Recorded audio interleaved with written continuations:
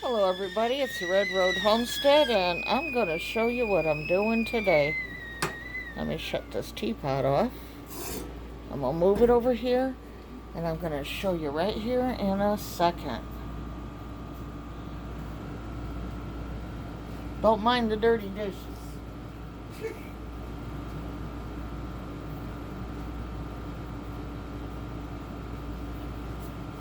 Now what I'm doing here today is I was going to show you is that right here, this is a Craftsman filter for a tractor. Now, before I started cleaning it, this was all jet black. I mean jet black, like right in there. That part don't seem to be coming out, but I'm gonna give it another cleaning. And then here, I have my tractor filter. And right now, what I have in there with that tractor filter is, let me show you here, is my baking soda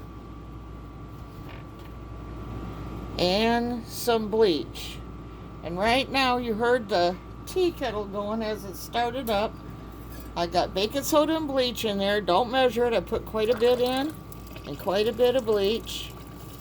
And then I'm going to just pour this water to the top, and I'm going to let that soak for a few hours, and that's going to come out just as clean as that other one's coming.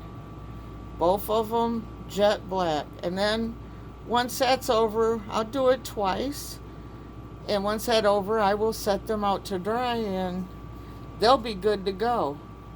Right there saved $8 probably on the tractor filter and probably $6 or $8 on the lawnmower filter.